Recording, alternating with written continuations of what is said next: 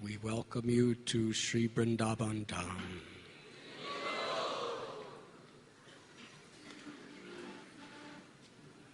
By the causeless mercy of His Divine Grace A.C. Bhaktivedanta Swami Prabhupada, we are being given this most sacred opportunity to be together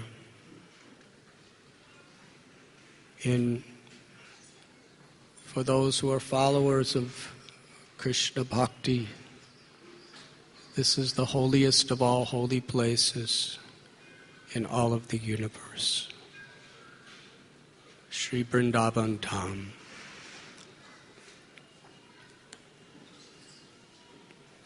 It is my great honor and my great fortune that you are giving me this opportunity to serve you by speaking something on behalf of my Guru Maharaj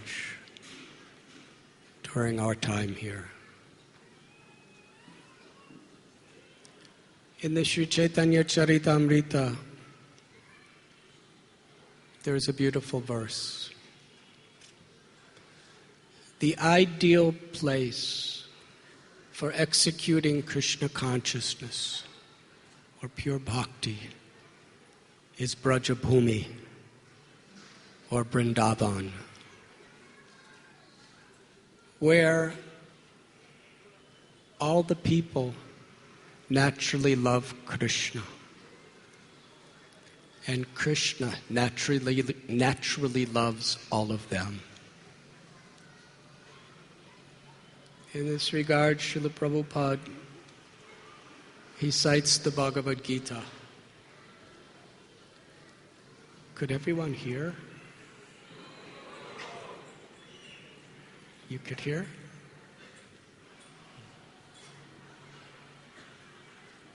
Some people cannot hear.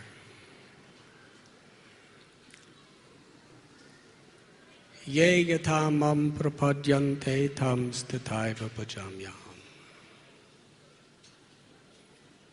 As a person approaches the Lord, Krishna reciprocates accordingly.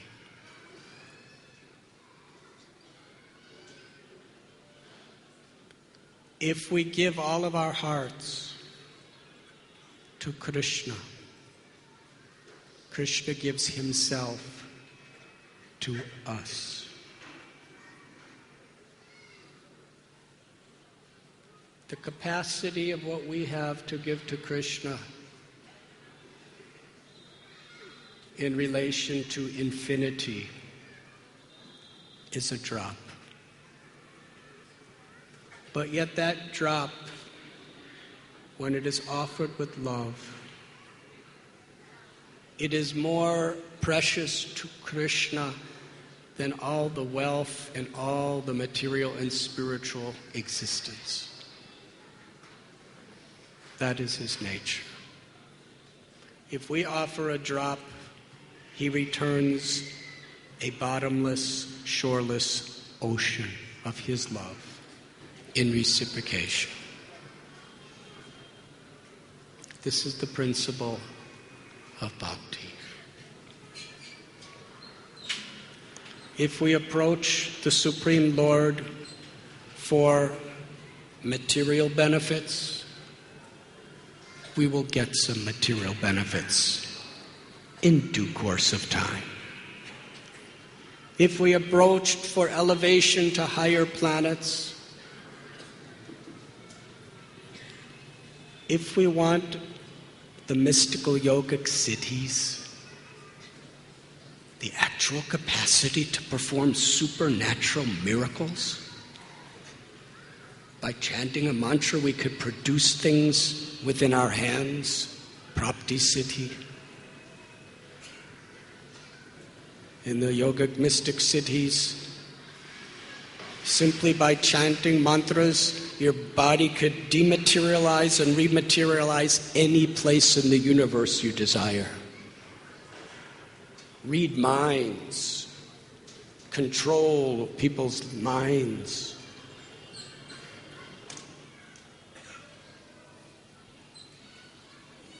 If that's what we want, in due course we will get that.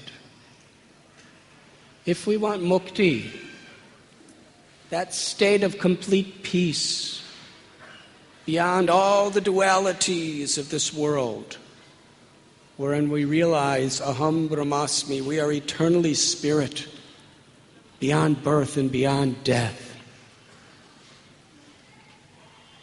In due course of time, Krishna will give that.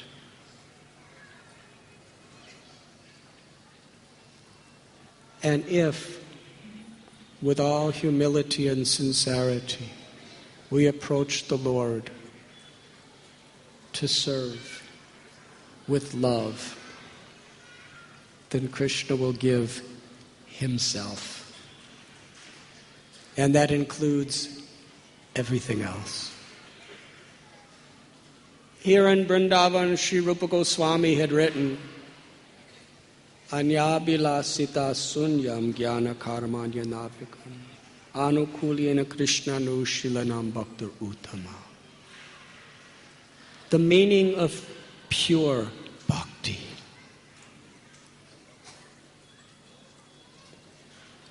Untainted by any desire except to serve the Supreme Lord with love.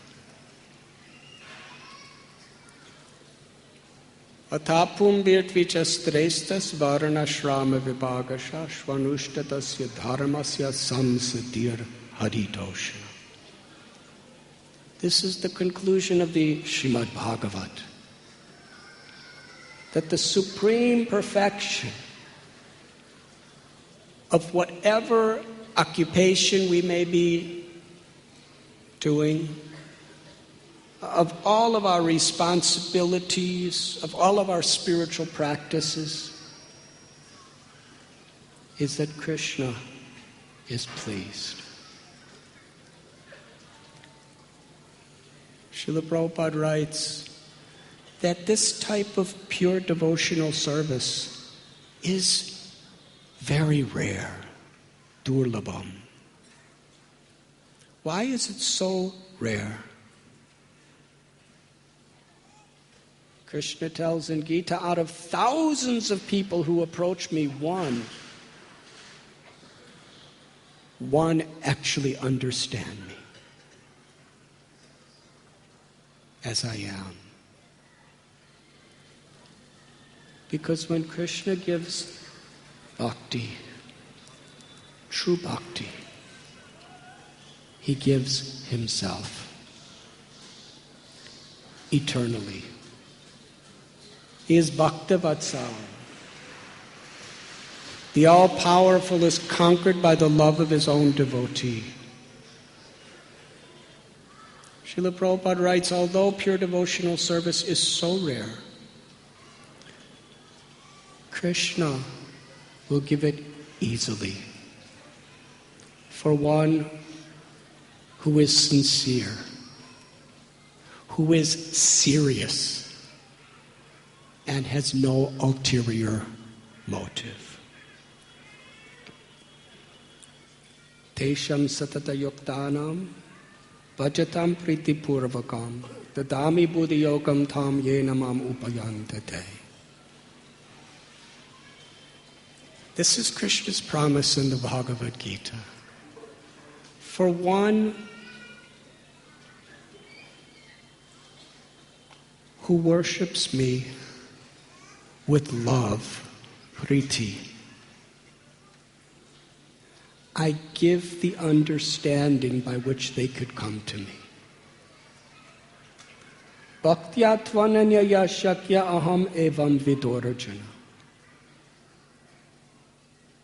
The Gita tells, only by unalloyed, undivided devotion can I be understood as I am, standing before you.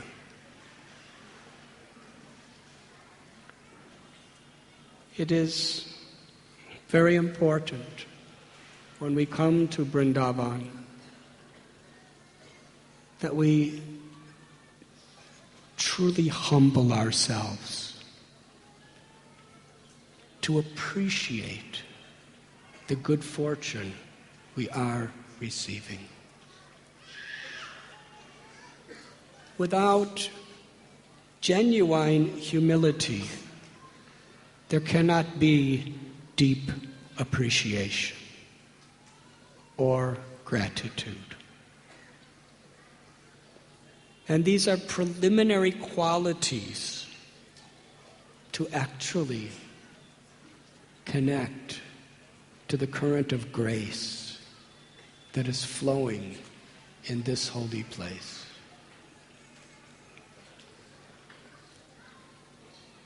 Our scriptures and our acharyas tell us the nature of the material and spiritual existence.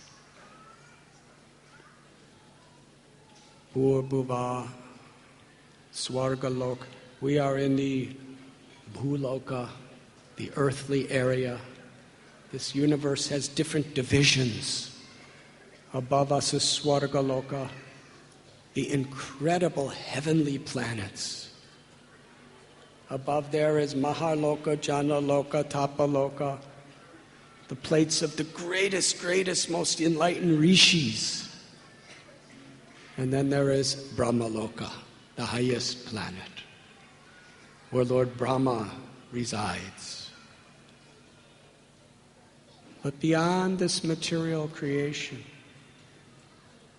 is the Brahman, or the Brahma Jyoti, the all-pervading spiritual light that is inside and outside of everything within creation, and at the same time expands infinitely everywhere beyond material creation.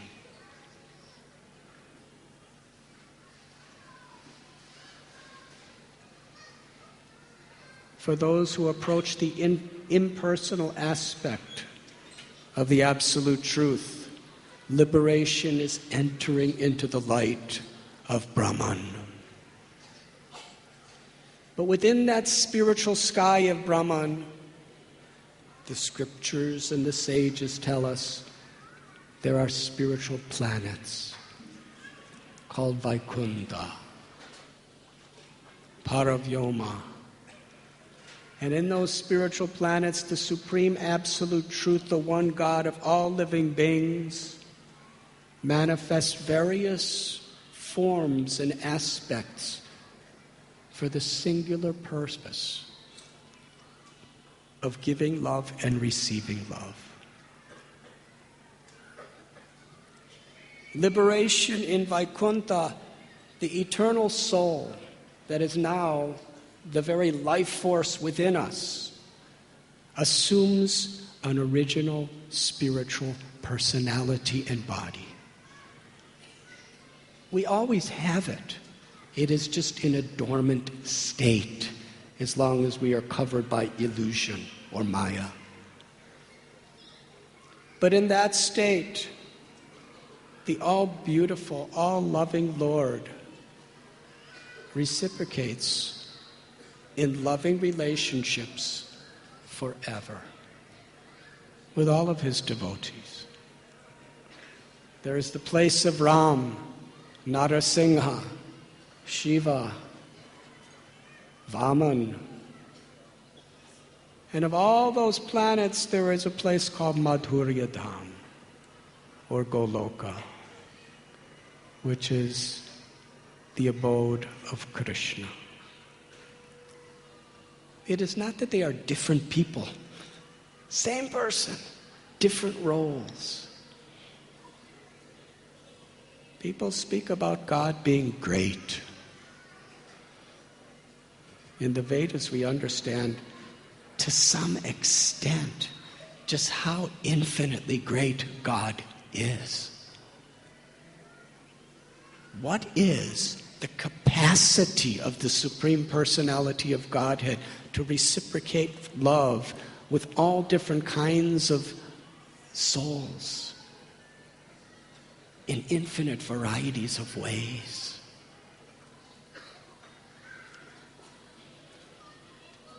Goloka is the place of Purna Brahman, Purna Avatar, where the Lord manifests the fullest extent of supremacy.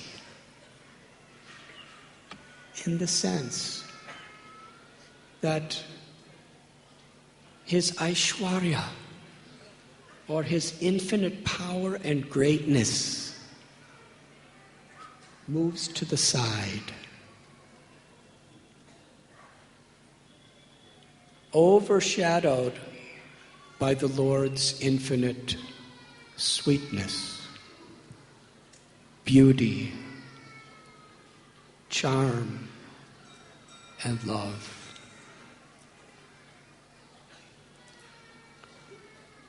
Where the supremacy of God is the controller of all controllers, Parameshwara, is overshadowed, or let us say moves to the side, for intimate, loving relationships. Where Krishna assumes the role of our friend, or our child, or our lover. This is Goloka. And once in a day of Brahma, which is about 8,064,000,000 years,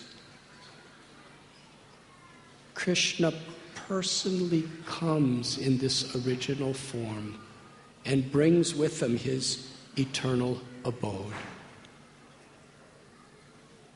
And this Vrindavan of this world, when Krishna manifested 5,000 years ago, he came with his abode. An identical expansion of his eternal residence, with his loving devotees, Nanda, Yashoda, Shri Radha, Vrishabhanu, Kirtida, Balaramji, Stoka Krishna, Shri Dhama, Subal, Lalita, Vishaka. These are all eternal expansions of the one Supreme Lord from the spiritual world, who perform beautiful pastimes in this world, just to attract our hearts back into that pastime of love. Srila Prabhupada explains how Krishna tells in the Gita, Paritranaya sadhunam vinashaya chaduskradam dharma samstapanaradaya sambhavami yuge yuge. That the Supreme Lord comes to annihilate the miscreants, to reestablish the principles of true dharma, and to give pleasure and protection to the pious. But actually, the absolute truth, Parabrahman, could do that through his energies. He can, through Shaktivesh, through his empowered representatives. But the Lord comes in his original transcendental nature into this world, especially for the purpose of performing such beautiful pastimes and giving us such deep, profound teachings to awaken our love for him.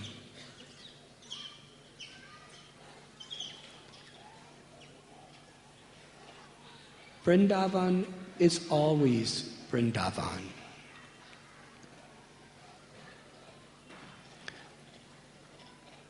I will give an analogy. Each and every one of us is an eternal soul, Satchit Ananda.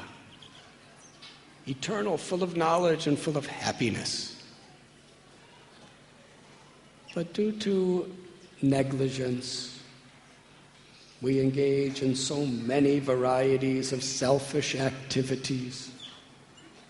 And in doing so, so much pollution is accumulated in our mind that we can no longer recognize who we really are. The mind is a mirror. The mind is meant to reflect the pure nature of the soul and its love for Krishna.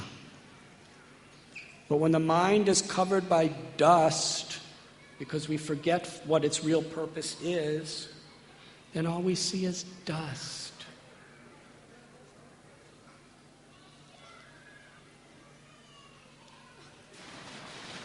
Vrindavan is not different than Krishna. It's Krishna's abode. Sri Radharani is Vrindavaneshwari. Vrindavan is the expansion of her love to facilitate unlimited pleasures to Krishna. It is the abode of love. But premanjana churita bhakti vilochanena. Although Krishna's in our heart and Krishna's everywhere, we cannot see unless the power of our love for our heart, when that awakens, it dissipates all the fog of illusion.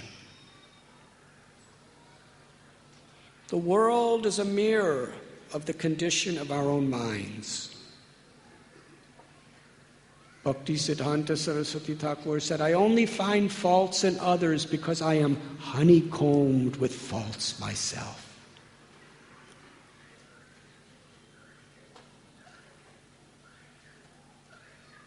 When there is pollution within our own minds, then we will simply see whatever pollutions that people have covered this holy dham with on the external level of consciousness.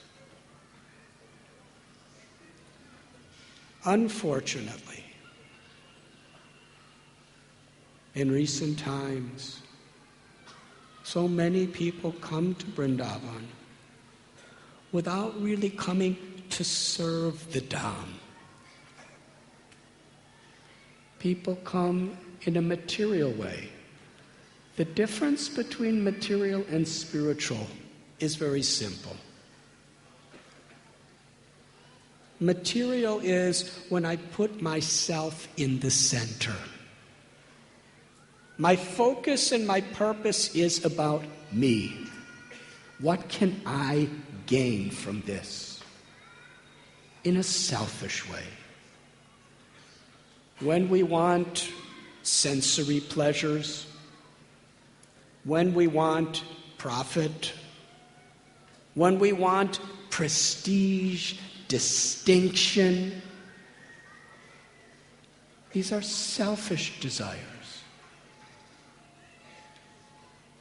When we come to Vrindavan with these motivations, then the tendency